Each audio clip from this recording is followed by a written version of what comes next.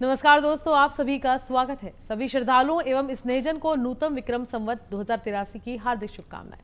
हिंदू नववर्ष के इस पावन अवसर पर चैत्र शुक्ल प्रतिपदा से प्रारंभ होने वाले वसंत नवरात्र की घट स्थापना और शुभ मुहूर्त के लिए माता को अपनी पूजा से किस तरह आप खुश कर सकते हैं, आज जानेंगे पंडित शिव लहरी शास्त्री जी के द्वारा।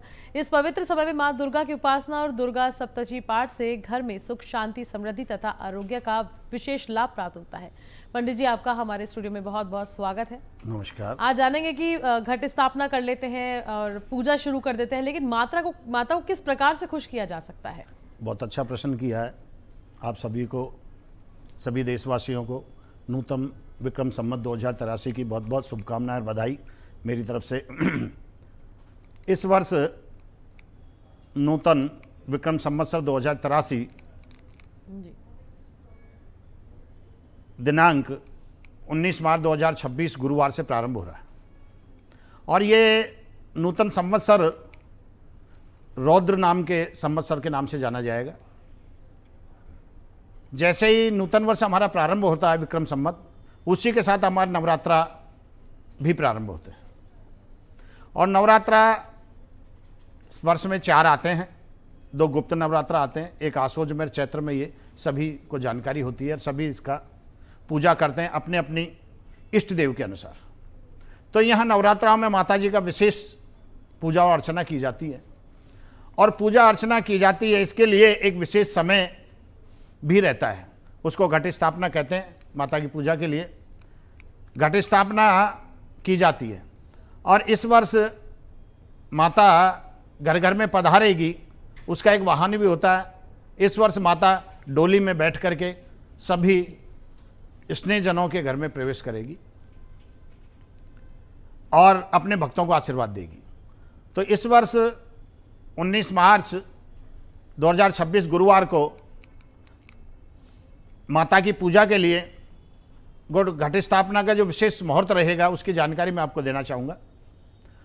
और वो शुभ मुहूर्त रहेगा अभिजित मुहूर्त, दिन में 12:11 से 12:28 से विशेष अभिजित मुहूर्त रहेगा स्थापना का।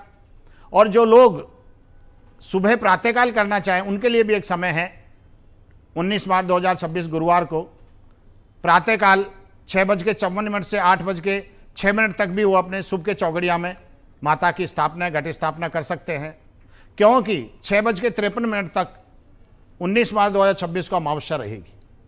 इसलिए प्रतिपदा, चैत्र शुक्ला प्रतिपदा 6:54 से ही प्रारंभ होगी। इसलिए घट स्थापना भी प्रातःकाल 6:54 से 8:06 तक कर सकते हैं। यदि किसी व्यक्ति को और भी कहीं समय की आवश्यकता पड़े तो उनके लिए भी एक समय और भी है। दिन के अंदर 11:05 से दोपहर 3:54 तक भी लाभ तथा अमृत के चौगड़िए में भी माता का घट स्थापना करके पूजा प्रारंभ कर सकते हैं।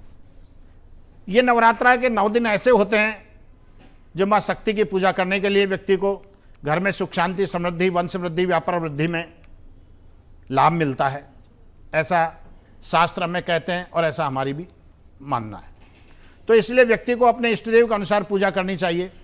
कोई जरूरी नहीं माता जी की पूजा करें। बहुत से लोग रामचरितमानस के 9 पुराण के पाठ करते हैं, बहुत से लोग राम रक्षा स्तोत्रम का पाठ करते हैं, हनुमान जी की आराधना करते हैं, माँ दुर्गा की आराधना करते हैं। तो इसके अंदर माँ दुर्गा की आराधना के लिए सामान्यतः देखा है कि दुर्गा सप्तशती का पाठ किया जाता है और दुर्गा सप्तशती का पाठ सर्वश्रेष्ठ रहता है। स्वयं करते हैं, स्वयं नहीं करते तो विद्वान ब्राह्मणों को मिला करके भी बुला करके घर में माता का पाठ किया जाता है। रामचरितमानस का भी 9 पुराण पाठ भी बहुत श्रेष्ठ रहता है। सुंदरकांड का पाठ भी करते हैं और इस प्रकार से आराधना करते हुए अपने घर के अंदर सुख, शांति, समृद्धि और वंश वृद्धि के लिए ये पूजा की जाती है। इसमें व्यक्ति को आरोग्यता की प्राप्ति होती है और 9 दिन तक ये पूजा की जाती है। नवरात्रों में माँ दुर्गा का विशेष महत्व बताया गया है, उसकी उपासना का महत्व बताया गया है। उसके अंदर दुर्गा सप्तशती का अनुष्ठान किया जाता है। तो मैं आपको जानकारी देना चाहूँगा माँ दुर्गा की दुर्गा सप्तशती का अनुष्ठान करने से किस किस तरीके से कामना की पूर्ति होती है। दुर्गा सप्तशती के 13 अध्याय हैं तो यदि व्यक्ति को किसी प्रकार की कोई चिंता है, घर में गृहस्थी जीवन में कोई प्रभाव चिंता है, तो उसको प्रथम अध्याय का भी पाठ कर लेते हैं तो उसको चिंता से मुक्ति मिलती है, ऐसा मेरा मानना है। ठीक इसी प्रकार से दुर्गा सप्तशती का दूसरा अध्याय का पाठ करने के लिए किसी व्यक्ति के कोई झगड़ा या मुकदमा कोर्ट में चल रहा है और उसमें विजय प्राप्त करनी है, तो व्यक्ति को दूसरे अध्याय का पाठ किया जाना चाहिए। ये बहुत अच्छे और सरल उपाय हैं जिसके करने से बहुत राहत मिलती है, शांति मिलती है और ऐसे विवादों से छुटकारा मिलता है। ठीक इसी तरीके से माँ दुर्गा की उपासना के लिए दुर्गा सप्तशती का तीसरा अध्याय शत्रुओं पर विजय प्राप्त करने या उनसे छुटकारा प्राप्त करने के लिए तीसरे अध्याय का पाठ किया जाना चाहिए। ये बहुत अच्छा रहता है और ये नवरात्रों में बहुत शुभ अवसर होता है जो व्यक्तियों के बहुत से अव्यवस्थाओं से राहत मिलती है और ये उपाय जरूर किए जाने चाहिए। ठीक इसी तरीके से दुर्गा सप्तशती के चतुर्थ अध्याय का पाठ करने से भक्ति शक्ति की प्राप्ति होती है, माँ का आशीर्वाद मिलता है, ऐसा मानना है शास्त्रों का। ठीक इसी प्रकार से यदि दुर्गा सप्तशती के पंचम अध्याय का पाठ करते हैं तो उसमें भी माता के नज़दीकियाँ बढ़ती हैं, माता का आशीर्वाद मिलता है, ऐसा मेरा मानना है।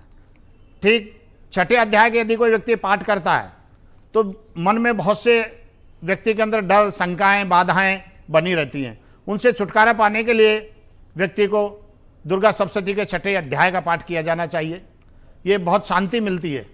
ठीक इसी तरीके से यदि कोई व्यक्ति नवरात्रों के अंदर माँ दुर्गा की आराधना करते हुए अखंड ज्योति जलाएं या कर्म साक्षी दीपक भी जला सकते हैं, उसके अनुसार यदि सप्तम अध्याय का पाठ करते हैं तो मनोकामनाओं की पूर्ण प्राप्ति होती है, ऐसा मेरा मानना है। ठीक इसी तरीके से यदि अष्टम अध्याय का पाठ किया जाता है तो किसी व्यक्ति से मतभेद हो रहा है या कोई परिवार में मनमुटाव है तो उसको दूर करने के लिए, अपने व्यक्ति दूर हो गए हैं उनको अपना बनाने के लिए अष्टम अध्याय का पाठ किया जाना चाहिए।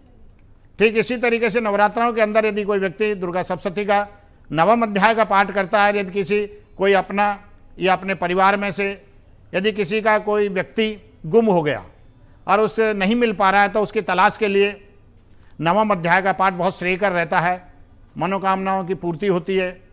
और यदि कोई संतति, पुत्र संतति के लिए भी नवम अध्याय का पाठ करने से उनको पुत्र संतति की प्राप्ति होगा, ऐसा माना जाता है।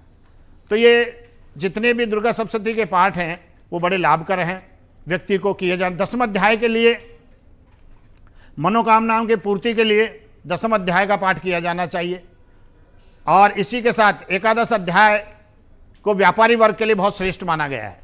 जो व्यापारी वर्ग हैं, सुख संपत्ति प्राप्ति के लिए, व्यापार में वृद्धि के लिए व्यक्ति को दुर्गा सप्तशती के एकादश अध्याय का पाठ किया जाना चाहिए, जिससे कि किसी का व्यापार नहीं चल रहा है या कुछ परेशानी हो रही है तो ये बहुत लाभकर और श्रेयकर रहेगा।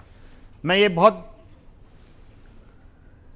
अनुभव की बातें मैं आपको श्रेय कर रहा हूँ, जिससे कि ये अध्याय का पाठ करने से आपके व्यापार में वृद्धि होगी, ऐसा मेरा मानना है। ठीक इसी तरीके से यदि दुर्गा सप्तशती का द्वादश अध्याय का पाठ करते हैं तो मान सम्मान मिलेगा, आपको लाभ की प्राप्ति होगी, आपके घर में सुख शांति की वृद्धि होगी। ये दुर्गा सप्तशती के पाठ का प्रभाव है, आप करके देखें, आपको नवरात्र के अंदर बहुत अच्छा लाभ मिलेगा। ठीक इसी तरीके से दुर्गा सप्तशती का अंतिम अध्याय त्रयोदश अध्याय है और त्रयोदश अध्याय माता की भक्ति प्राप्त करने के लिए किया जाता है। यदि व्यक्ति ने, किसी भी व्यक्ति ने माता की भक्ति प्राप्त कर ली, उसको सब कुछ फल की प्राप्ति हो जाती है। ठीक इसी तरीके से ये अलग अलग अध्याय का अलग अलग मैंने आपको जानकारी दी।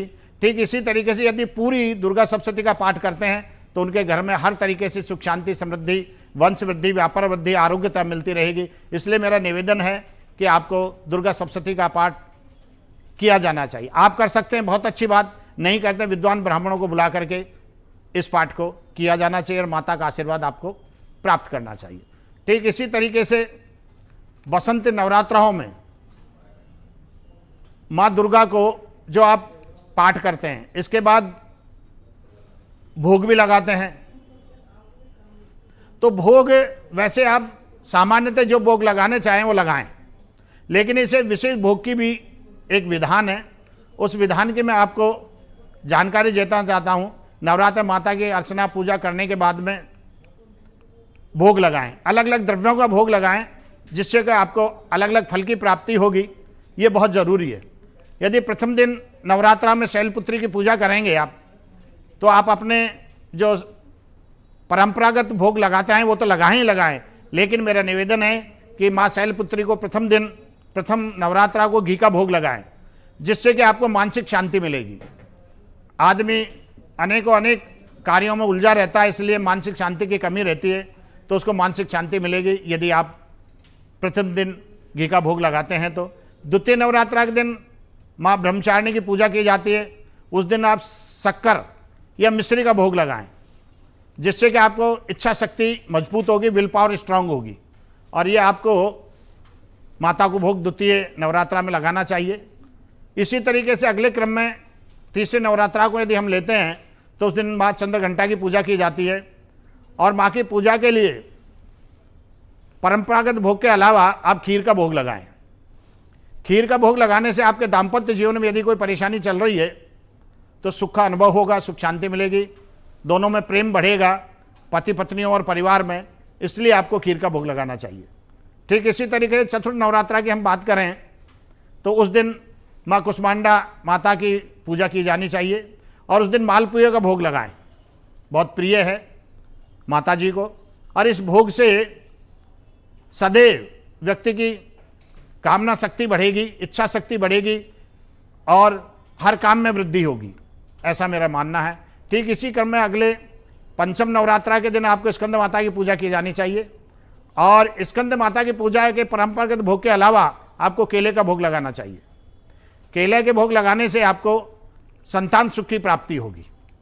किसी भी तरीके से संतान से कहीं परेशानी है या संतान होने की भी कोई परेशानी है तो माता की पूजा करें और केले का भोग लगाएं। ठीक इसी तरीके से अगले क्रम में हम छठे नवरात्रा के दिन कात्यायनी माता की पूजा की जानी चाहिए। माता कात्यायनी की पूजा से उस दिन शहद का भोग लगाएं, और शहद का भोग लगाने से जिन जातकों का समय हो गया और विवाह नहीं हो पा रहा है, विवाह में कोई विलंब हो रहा है, तो उनका विवाह का योग बनेगा। और वैसे भी कन्याओं को माँ कात्यायनी की पूजा अवश्य की जानी चाहिए, उनको सुयोग वर की प्राप्ति होगी, ऐसा शास्त्र अनुमति देता है, ऐसा हम मानते हैं, और प्रयोग में भी लिया गया है। ये बहुत अच्छी माता की पूजा है। इसी क्रम में सप्तम नवरात्रा के दिन माँ कालरात्रि की पूजा की जानी चाहिए। माँ कालरात्रि की पूजा के लिए गुड़ का भोग लगाएं। गुड़ का भोग लगाने से आपके घर में जो नकारात्मक ऊर्जा वो समाप्त होगी, आपके घर में परिवार में कुछ अव्यवस्थाएं हैं वो दूर होंगी, और उसका सुख का अनुभव करेंगे, ऐसा मेरा मानना है। ठीक इसी तरीके से अष्टम नवरात्रा के दिन माँ गौरी को पूजा होगी, और माँ गौरी के लिए नारियल का भोग लगाना चाहिए आपको, जिससे करने से घर में सुख शांति, वंश वृद्धि, व्यापार वृद्धि होगी आपको। और नारियल का भोग अति आवश्यक है, वैसे भी माता को बड़ा प्रिय है ये भोग। ठीक इसी तरीके से नवरात्रा में अंतिम नवरात्रा को नवम दिन माँ सिद्धिदात्री की पूजा की जानी चाहिए, और उस दिन परंपरागत भोग के अलावा आपको काले तिल का भोग लगाना चाहिए। काले तिल के भोग से आपके घर में परिवार में वृद्धि और शांति होगी। ऐसा माना जाता है कि आपको कहीं शनिदेव की कुदृष्टि है तो उससे भी आपको राहत मिलेगी, और आपके पितरों की भी कहीं कोई परेशानी है तो भी आपको उससे राहत मिलेगी। इसलिए आपको 9 दिन तक माँ दुर्गा की पूजा करें और भिन्न भिन्न द्रव्यों का भोग लगाएं, जिससे घर में शांति, सुख शांति, समृद्धि, वंश वृद्धि आपको मिलेगी, और माँ का पूर्ण आशीर्वाद को आप प्राप्त करेंगे, ऐसा मेरा मानना है। मैं पुनः सभी देशवासियों को पंडित शिवलहरी शास्त्री की तरफ से नूतन विक्रम संवत 2083 की बहुत बहुत शुभकामनाएं देता हूं कि आप ये नवरात्रा करें, नए संवत को नए रूप में मनाएं, घर में सुख शांति के लिए, व्यापार वृद्धि के लिए, वंश वृद्धि के लिए, आरोग्यता के लिए, ऐसा मेरा मानना है। मंगलम भगवान विष्णु मंगलम गरुड़ध्वज मंगलम पुंडरीकाक्ष मंगलाय तनोहरि मंगलम भगवान शंकर मंगलम बृखध्वज मंगलम पार्वतीनाथ मंगलाय तनोहर।